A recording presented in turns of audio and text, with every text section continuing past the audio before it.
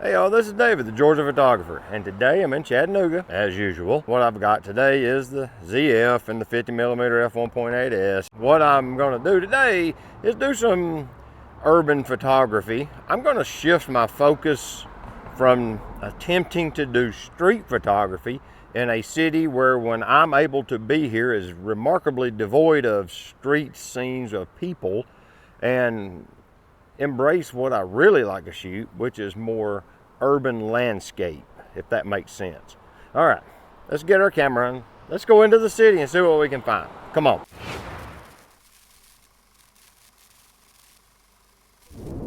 I'm on the TVA complex. I mean, that's just Market Street right over there, but I'm beside the windows of the building of the first floor office building, and I'm not sure if the video camera can see through the window, but it's a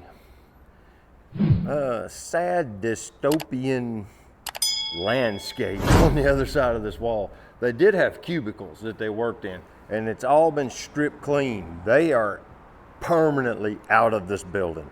It's just really sad looking through this window and seeing this office building space. They haven't washed these windows probably since 2020. Yeah, from the looks of it, as dirty as they are.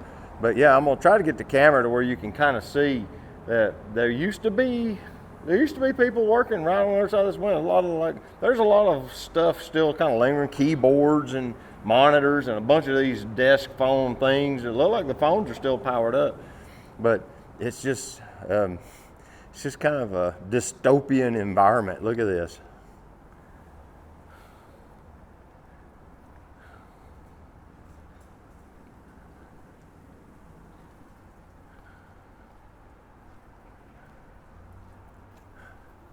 And it just keeps going.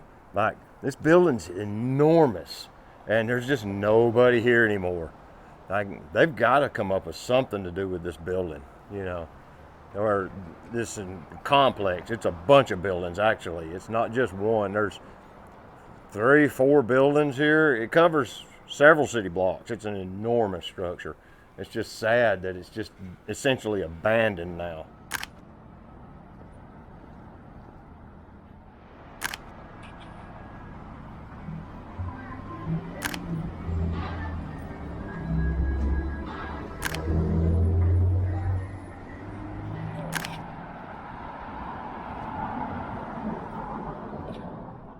This wall is super interesting to me.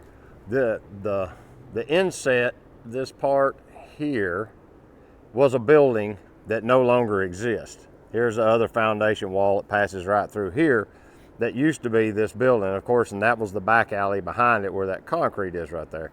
Okay, and you can see the foundation over there. It's made out of stacked stone, which was kind of typical. But you can also see all sorts of things here. You can see there's a row of notches there, row of notches there, and a row of notches there. That's floor joist. That's floor joist for the second floor, and that's for the rafters for the ceiling on top. And something else that's caught my attention that's really interesting is every single chimney is different all the way across. No two are the same, except maybe this one and this one are kind of similar, but they're not even exactly the same. But like this one has this extra flue that went down into the first floor for maybe a space heater, like this one has to heat the first floor with. But this one actually had a second floor fireplace like the other two big ones. This one has a flue that goes all the way down to the basement, or I'm assuming there was probably a basement here and they've backfilled it with dirt, but because there's a flue entrance right there as well. And it's just like, it just don't make sense. Like, why are they all different? But this just shows the construction technique of the structure. And something else you can see here, I'll walk over here and show you a little better, get closer, is that they used the bricks to form the structural members of the building back then. They didn't use the bricks as decoration only. So as you can see here, it's 3 bricks wide on the exterior walls. And you know how I talk about how they got those end facing bricks ever so often? You can actually see here where they are tying the walls together. There's a row, and they use them to interlock the the wall to make it a solid single piece structure, you might say. But yeah, these notches along the ground level were for the floor joist for the first floor at street level. But yeah, I'm assuming that's probably a clean out or something. I don't know. That's unusual though, that one actually goes all the way to the basement for some reason. And maybe they had a fireplace or a wood heater down here to heat the basement too. Who knows, but yeah. And then of course, this one still has the cast iron trim around the fireplace right there. Yeah. And then there's windows that have been covered up. There was a window there and obviously one there. And I don't know what that was, what that little square one. It might have been a little window in a bathroom. And then there was a window here that they've blocked over as well and covered up with some kind of wall boarding and glued it on from days gone by. But you can see there used to be a building here that came out where these vans are parked. And you can see what's left of the rear wall there where it goes up, and you can see where the roof line went across. So much has come and went in these structures in days gone by. Yeah, I'm standing where there was a business at one point. A commercial building used to be right here. This is on MLK. Market's right around the corner. But just thought that was neat and I'd share that with you. You can see so much of the construction work and architecture right there. Something I want to bring up right quick that has to do with this video is that, like, the scene that I photographed of that wall, I couldn't get that all in one shot with a 50mm lens. I just didn't have room. Plus, at 24 megapixels, it would have been pixelated had I backed up enough to get all of it in the scene. So what I done was I did a handheld pano. I'll shoot it vertically, and I normally overlap at least half of the image. They say like 15 to 30%. If I do half overlaps, I have enough overlap that the pano stitching software can get it to fit easily, and the blend lines are almost impossible to see. That was probably like a 9-image pano, maybe more, maybe 10 or 12. But I'll just start taking snapshots, and I have the horizon indicator enabled on my camera so I can have a level to make sure I keep the camera pretty level. It doesn't have to be perfect. You're going to crop the edges off and trim it to a square, rectangle, whatever shape. But I'll also pick a reference line on the scene, and that keeps me like from making the images up and down so that, you know, you get a better pano. And then I'll just start snapping across. And I learned a trick from Phil is that snap a few black frames, or at least one before and after the pano, so when you're going through your images, you'll see that beginning and end marker, and then you know all the images between those dark frames are your panos, and it's easy to grab them and pull them out. I stick them in a separate folder named panoramas so that I know what they're for. But yeah, normally I take 3 frames because then I can spot them real easy in the whole of the when you're looking at them in the file export. But yeah, and then I'll blend them and trim it, and I go from there. And this ended up being like an 83 megapixel pano when it got done. It's like 11,000, 12,000 pixels by 3,500, something like that. It worked out pretty good. Yeah, that's how I do sometimes. If I want a wider image than my lens will allow for, I'll just use that feature to kind of beat the game.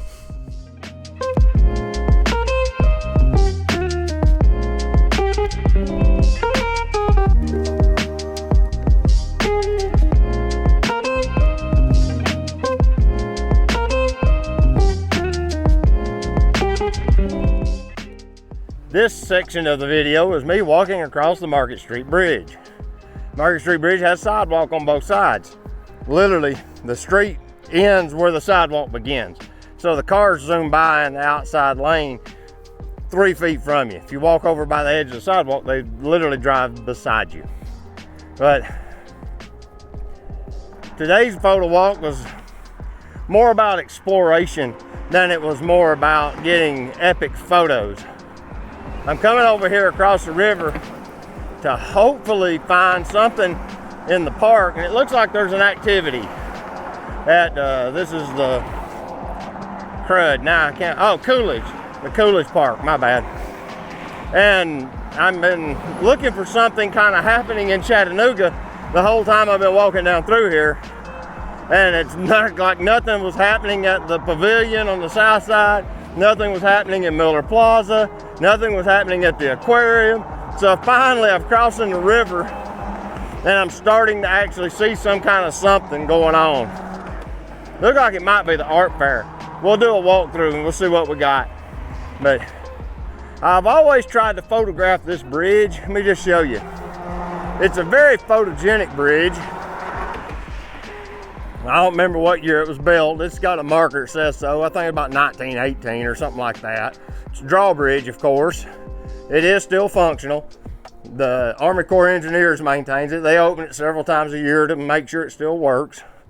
The bridge span is done with this kind of riveted girder construction to lighten the weight of the bridge. And then they've got these giant concrete counterweights on each side that basically balance it to where like a 50 horse motor will open and close it on each side.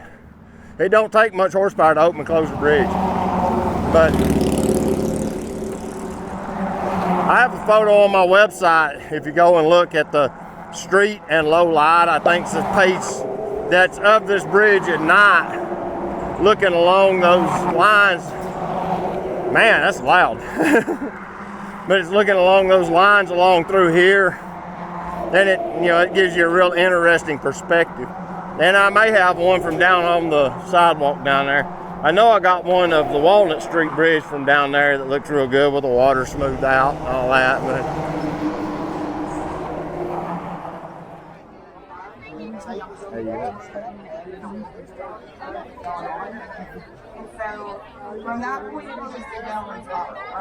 I think I figured out what this event is.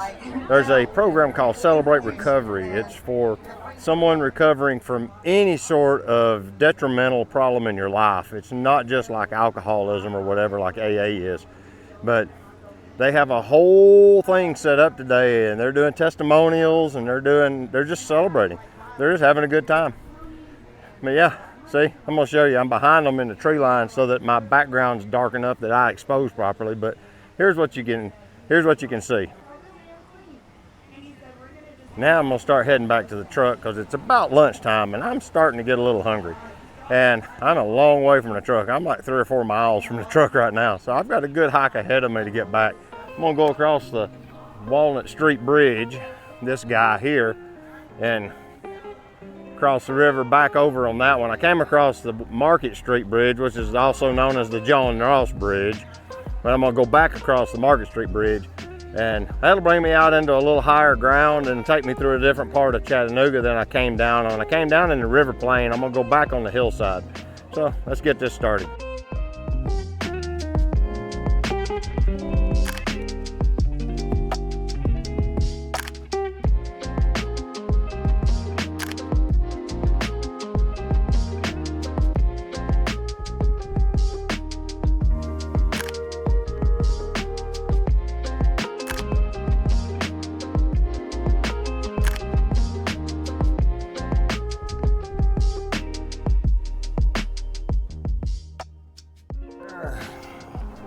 Alright, I'm going to wrap up the video here. I'm almost back to the truck, probably just 2 or 3 minutes out from the truck. I think I'm going to sit down at this bench and explain this next part.